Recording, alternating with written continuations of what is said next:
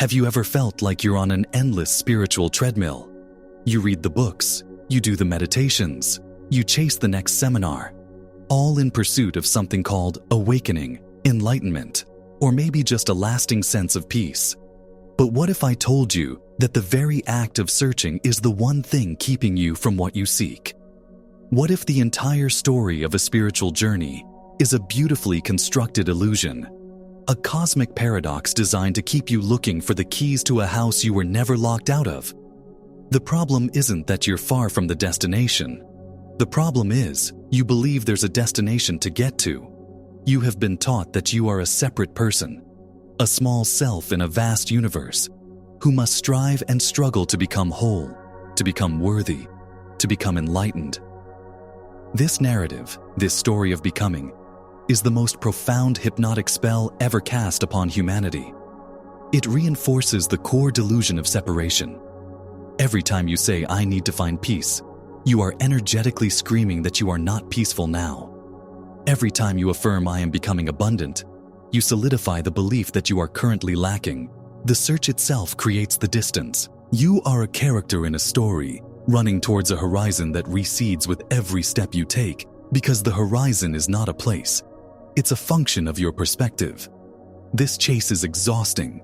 It keeps you perpetually in a state of not enough, always reaching for a future version of yourself that is supposedly better, more healed, more divine. But the truth is, this future self is a phantom. The power isn't in becoming someone new. It's in realizing who you have always been, beneath the costume of the person you believe yourself to be. The solution is not another technique or a better map for the journey. The solution is to stop the journey altogether. It's a radical shift in identity, from being the seeker to being the sought. Let's deconstruct your reality to the most fundamental, undeniable truth. What is the one thing you can be absolutely certain of right now in this moment? It's not your name, your body, or your history. It's not the room you're in or the sounds you hear. The only unshakable certainty is that you are aware. Awareness is. Before any thought, feeling, or sensation, there is the simple, silent knowing of I am. This isn't a statement about a person. It is the very substance of existence itself. You are not a person who has consciousness. You are consciousness, temporarily experiencing the illusion of being a person.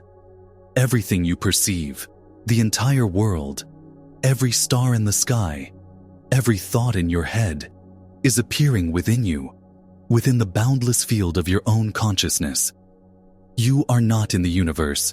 The universe is in you. This isn't poetry. It is the fundamental nature of reality. Ancient traditions like Vedanta have pointed to this for millennia, stating Aham Brahmasmi, I am the Absolute. The Bible echoes this when God reveals his name as I am that I am.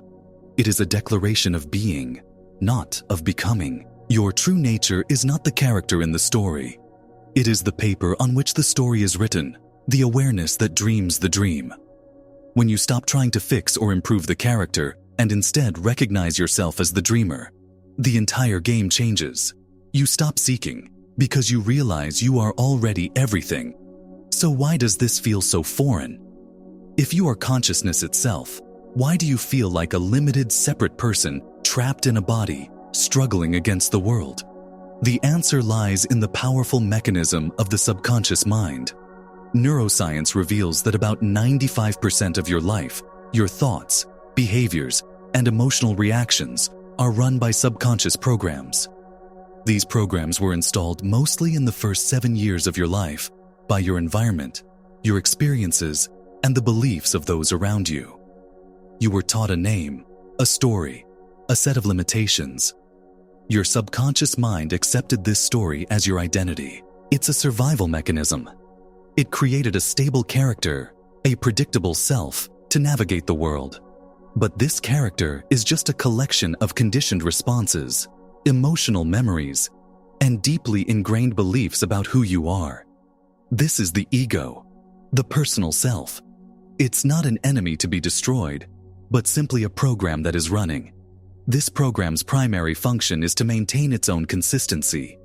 So, if your subconscious identity is I am someone who struggles for money, it will unconsciously filter your reality and guide your behavior to perpetually recreate that struggle. It will reject evidence of abundance because it threatens the very structure of that identity. The feeling of being a separate person is the result of this deeply conditioned program running on autopilot. You are not fighting against the world. You are contending with your own subconscious programming that is projecting that world into existence. This is why positive thinking often fails. You can't just put a positive sticky note on a deeply rooted program of unworthiness and expect it to change. You must change the program at its root, and that begins with withdrawing your belief in the character it generates. This is where we bridge the mystical with the measurable. The mechanism for this shift is described perfectly by quantum physics, specifically the observer effect. In the famous double-slit experiment, scientists found that subatomic particles, the building blocks of everything, exist as a wave of infinite possibilities until they are observed. The moment an observer focuses their attention, the wave of potential collapses into a single, specific particle in a single location. Your reality operates on the exact same principle. The quantum field is a vast, invisible field of energy and information, containing every possible reality you could ever imagine. A reality where you are healthy, a reality where you are wealthy, a reality where you are in a loving relationship. They all exist right now as energetic potentials, as frequencies in this field. You, as consciousness, are the observer. Your focused awareness, colored by your beliefs and feelings, is the act of observation that collapses the wave of infinite possibilities into the specific, tangible reality you experience. Most people do this unconsciously.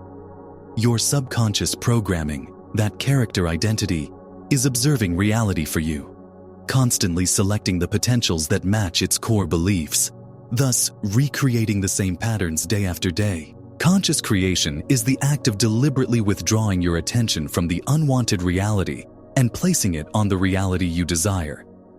It's not about attracting it from afar. It's about selecting it from the infinite menu of possibilities that already exist within you.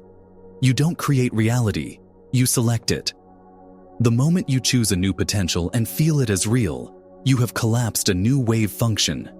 Your job is then to remain faithful to that new observation, that new reality, until it hardens into fact in your 3D world. Let's deepen this understanding by dismantling the greatest illusion of all: linear time. The idea of a past, present, and future is a construct of the human mind, a useful tool for navigating this 3D experience, but not a fundamental truth of reality. Within the quantum field, within consciousness, all possibilities exist simultaneously in an eternal now. There is no past to heal from and no future to create. There is only the version of reality you are observing in this moment. When you set a goal to manifest something in the future, you are reinforcing the illusion of time and separation. You are telling the universe, and more importantly your own subconscious mind, that you do not have it now. This creates an energetic contradiction. You cannot experience abundance tomorrow if your present moment observation is of lack today. The key is to understand the nature of desire itself. A true desire is not a sign of lack. It is not your small personality wanting something it doesn't have. A true desire is a signal from your infinite self, from the larger field of consciousness that you are. It's a gentle nudge, a whisper saying, "Hey, this other version of you, this reality of vibrant health or joyful abundance, is available." It's a parallel reality you can tune into. Think of it like a radio. All the stations are broadcasting simultaneously. You don't have to create the music. You just have to turn the dial to the right frequency. Your feeling state is your frequency. Epigenetics provides a stunning biological parallel. Dr. Bruce Lipton's work shows that it's not the genes that control our destiny, but the environment of the cell that signals the genes. And what is the primary environment of your cells? Your perception, your consciousness. When you change your perception, when you change your emotional frequency by feeling your desire as already fulfilled, you are literally sending new signals to your genes, changing your body, and collapsing a new reality into form. You select your future by embodying its frequency now.